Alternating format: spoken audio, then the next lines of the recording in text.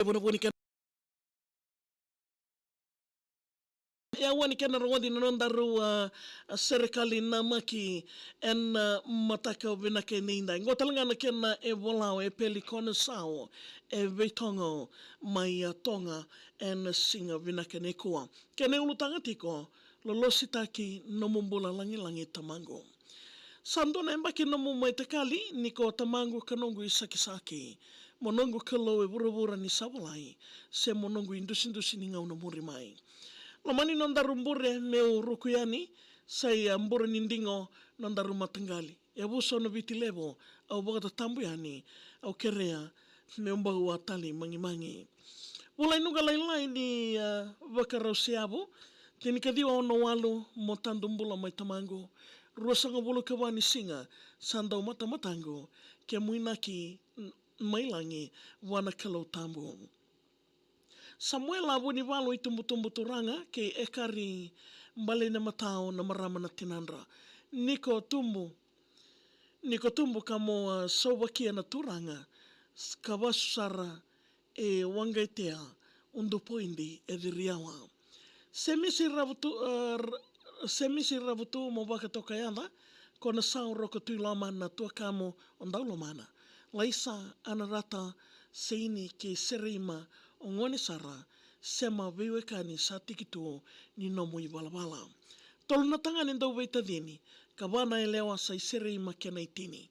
Ni ndau velomani ka vimusichi me maruroi na wawale na kaua siwi. Na rakavi sa nomo mbula woli. Tailevo tarumba mo kena tanga ni ndi nangori.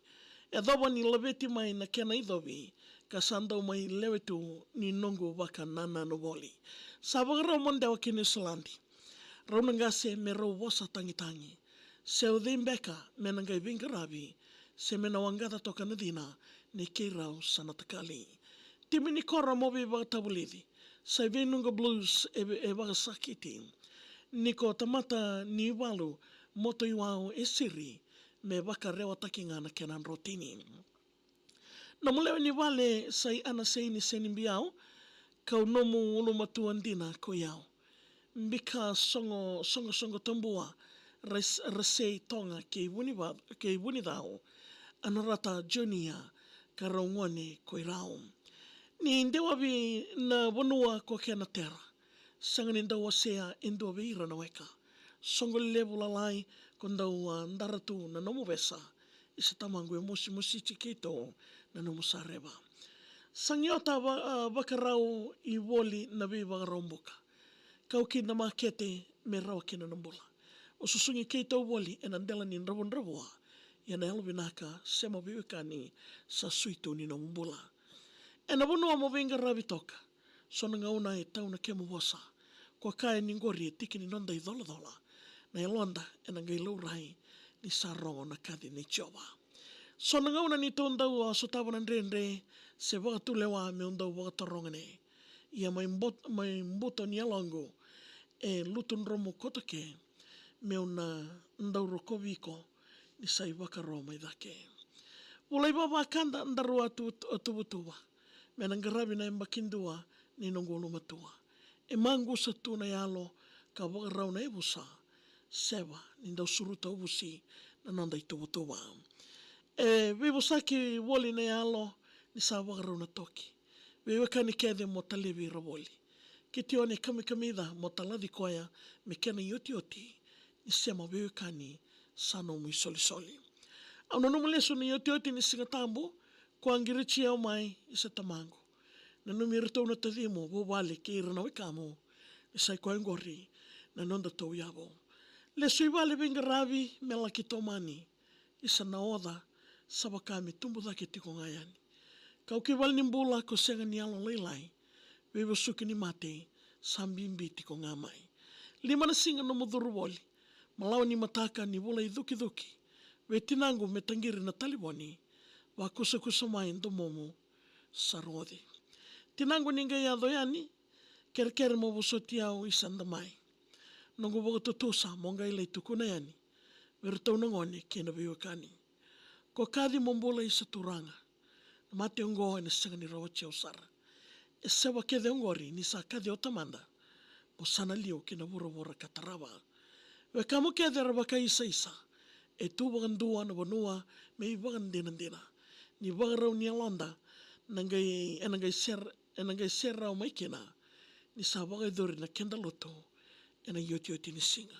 Ni uyado ya ni ena koro sa mangu sa tu na banua na nomusongo. Ira na daura wau e rawara ni soro. Andambi sombo ka waka dhambo. Na ita tau nei te vita ki wana tui wuku. Waka sangare chioma o na ngai tumbo. Ke ka mbichi koia na mbichi ko na ka tau mondo. Dono mui tatau woli ni wagarao me lesu ke skolo. Ira na mubasu e musitira. Ni non raonga kede warai moro waka chiki takia. Ni veka maka moro kadivira sa ira na linga i matao kay saki njena. Kini chochi salambongi au na numaboli. Da rokobi ko ya dhawa ni ochi. Sangai mai linga ni vei susuboli. Tamangulanda vinaka na elo waga tamangori. Na mai waga wawoli kede au tungana kia longo. Sabakana wali ni dina ena wasa wara katitomo. Nangu kambasi wali mendusia na vei amo tunromo.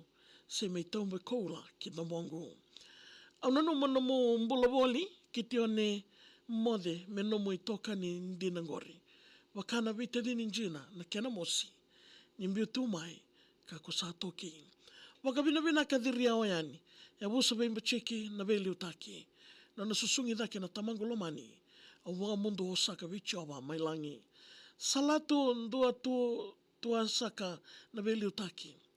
Na sauli levo au waka tatamu sakayani. Mbure ni iwao na nungu wawale lomani. Na liko ai chilo saka me urukuyani. Au kerkere me usasuka. Au dolata lesu tu nungu iwao ni wanua. Me ulaki nduri talemanda e matani katumba. Ko sara na rukudala. Sena waka sausa. Isa au kerkere me umbawu sochi. Ni umai sereka na nungu lolosi. Me iwaga na numi ni ngau na tale i sawati. Kei tumbu i makelesi. Ni tau mai mbula watawoli. Ya ve kemni na viwe kani ndogo te tiku mai. Ena singa vina kena indana kena mai tingomi. Na serikali na maki. Ena nomo ni salni ka kamburaki na VTFM. Na mataka vina kani ko. Mbalolo ni baga na nano. Mbita baga serikali. Na VTFM rotalundua na waimano road e suba. Rani na mbita mai kena. Sa email tanga mai viao. maria@vtfm.com.fj. Mo niti